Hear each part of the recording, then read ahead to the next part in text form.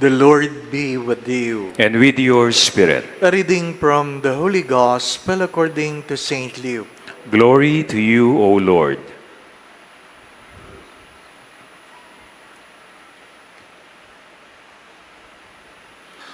Jesus entered the village where a woman whose name was Martha welcomed him. She had a sister named Mary who sat beside the Lord at his feet, listening to him speak. Martha, burdened with much serving, came to him and said, Lord, do you not care that my sister has left me by myself to do the serving? Tell her to help me. The Lord said to her in reply, Martha, Martha, you are anxious and worried about many things. There is need of only one thing. Mary has chosen the better part, and it will not be taken from her.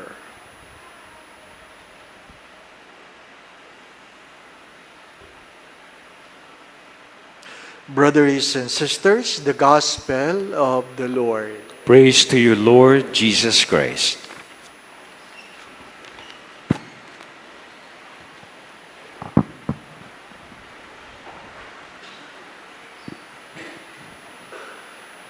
In today's world, you can be talking to somebody for hours, but you remain a stranger to one another. You can be talking to person in hours, but you remain stranger to one another. Ang tagal nyo nagkukwentuhan diyan, isang oras na. At nung kayo naghiwalay, tinanong ka ng anak mo, Ma, sino yun? Ewan ko. Ewan ko. But you can be living in the same house, and yet you remain a stranger to one another. Parents no longer understand their children, and their children fail to understand their parents. Hindi ko nakilala ang aking mga anak, Father. Iba na ang ugali nila. Iba na ang ugali nila. Merong nagtanong, kasi yung kanyang kapatid ay namatay. Kasal sa huwes. Kasal sa huwes. At kinukuha nila ang karapatan. Galit na galit siya sa kanyang brother-in-law kasi feeling niya yung kanyang brother-in-law may kabit. At nung namatay ang kanyang kapatid, napatunayan niya na meron nga. Ang malungkot na kwento ay ano? Napag-alaman niya na yung kanyang kapatid ang kabit. Ang kanyang kapatid ang kabit. Kasal sa huwes. Ang tunay na asawa ay kasal sa simbahan. Ang tagal yung magkasama, hindi kayo magkakilala. What's the point? The first reading, Abraham recognizes God among the stranger. Nalaman niya kagad, nakilala niya kagad, na yung nakikiraan sa kanya ay hindi mga ordinaryong tao, kundi ang Diyos. And because of that, he offered hospitality by volunteering to wash their feet, give them bread, and waited on them. Wala namang hiningi yung Diyos sa kanya. It was out of his own volition that he offered hospitality. And because of that, he was blessed with a son. At what age? 90. Pinagtawanan. Pinagtawanan, kaya nag-antay hanggang 100. What's the point, my dear friends, my brothers and sisters? If we cannot recognize each other, how can we recognize God in our midst?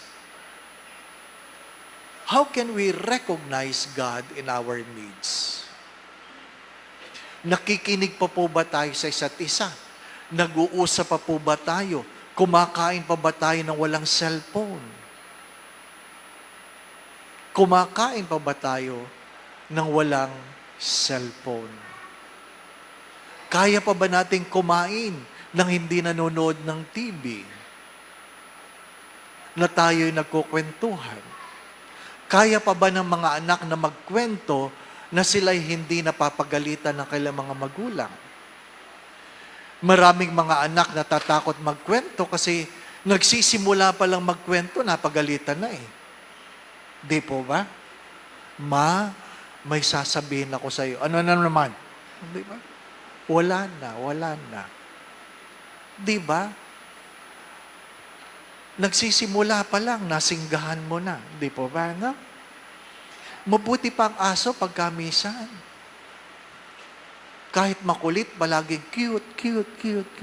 Di po ba, no?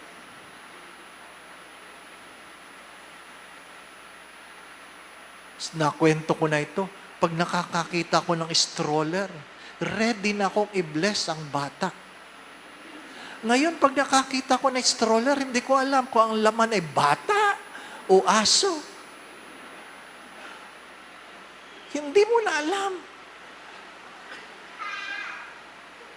Mga minamahal ang mga kapatid. Di ba? Magandang pagtunan ng pansin yan. Ano ang mahalaga sa atin? Yung mga YOLO. You live once. You only live once. YOLO. Di po ba? Ano? Kaya, kung gumastos, gano'n na lang. Sabi ng kaibigan ko, naku, Father, yung mga ka-office mate kong YOLO, pagsahod, milyonaryo.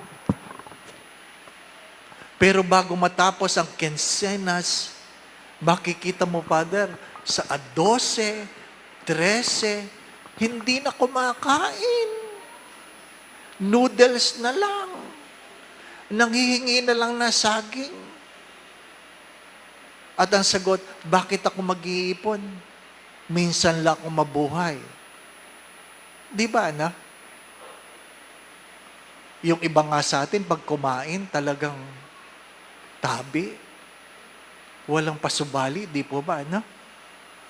Yung isang pari, sabi ko, bawal sa iyan. Ano sabi niya sa akin? Patay kung patay. Pari yun, di ba, no? Di ba? I think there is something wrong in the things we value. Anong meron sa Ebanghelyo? Jesus came, Mary and Martha received Him knowing that He is not among the ordinary. They were hospitable to Him. Di po ba, no? Palagi nilang pinapakain. Ang mahirap nun, dahil may kasama si Jesus, pati yung mga kasama, pakakainin mo. Di po ba, no? Kung naalala ninyo, yung kasalan sa Cana, bakit ba naubos ang alak? Bakit naubos ang alak? At kung inyong pakikinggan na mabuti, hindi talaga imbitado si Jesus. Ang nakalagay doon, and Jesus was also there. Sinong imbitado? Ang nanay, si Maria. Si Maria. Ninang siguro, sabi, Nang, baka pwede kayong pumunta sa kasal. Ano sabi daw ni Maria? May anak ako eh. Diba? Ano sabi? Sama po ninyo. Diba? Sabi niya, may barkada eh. 12. Manginginom. Kaya nga sa Gethsemane, hindi makatagal na 1 oras kasi lasing. Yan ang tunay na kwento. Masyado natin pinapaganda ang Biblia, di po ba? No? Yan ang tunay na kwento. Hindi nila kayang magdasal dahil lasing. Sapagkat ang mga Hudyo ay walang okasyon na walang alak. Walang okasyon na walang alak. Wala, hindi kasali sa bilang yon. 12. Ubos ang alak. Kaya, hindi nahiya si Mariang lapitan ng anak. Anak, wala ng alak. Di ba? Inubos ng mga kasama mo. Di ba? Napilitan magmilagro siguro si Jesus. Di ba? No?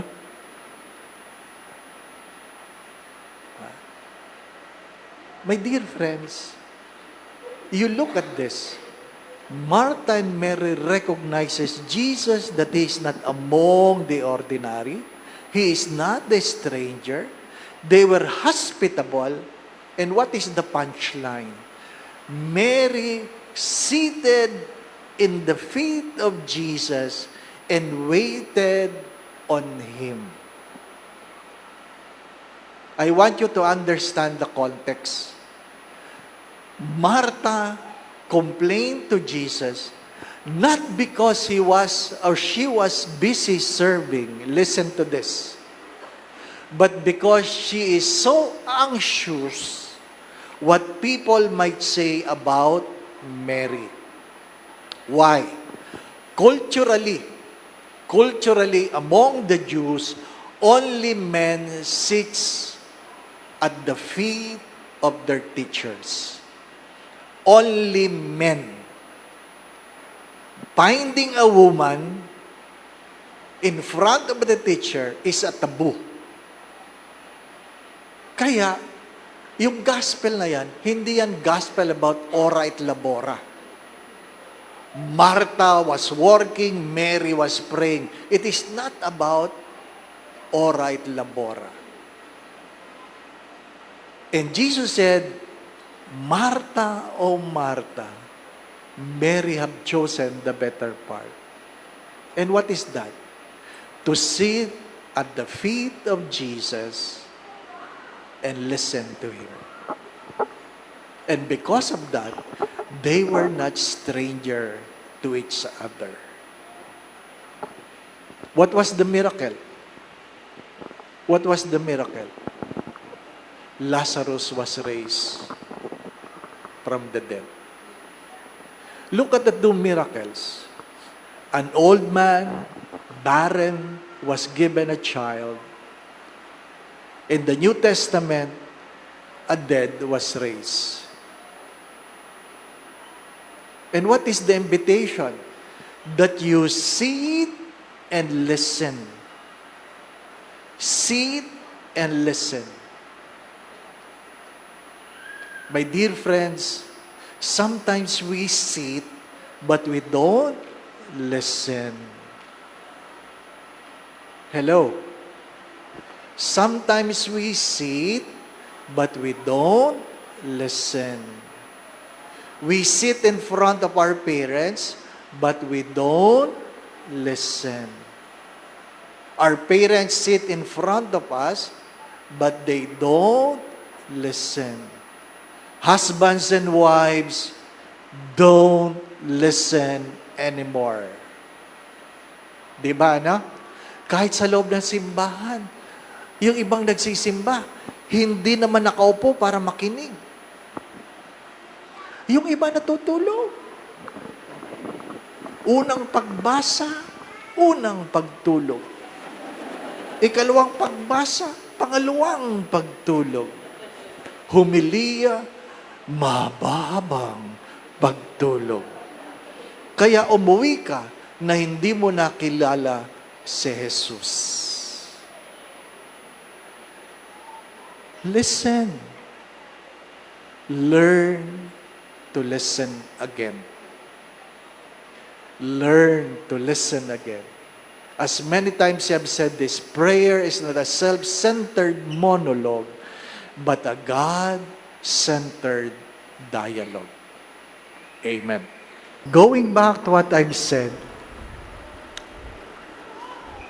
we cease to become strangers to one another if we listen to each other. we cease to become stranger to one another if we listen to each other. Ang malungkot na kwento, meron kang kapatid, anak, magulang, na namatay dala ng karamdaman na hindi mo man lang nalaman na meron pala silang sakit. Bakit? Hindi tayo nakikinig sa kanila. Hindi tayo nakikinig sa kanila. Ano po ang sabi ni Saint Benedict? Learn to listen through the ears of your heart. Learn to listen through the ears of your heart.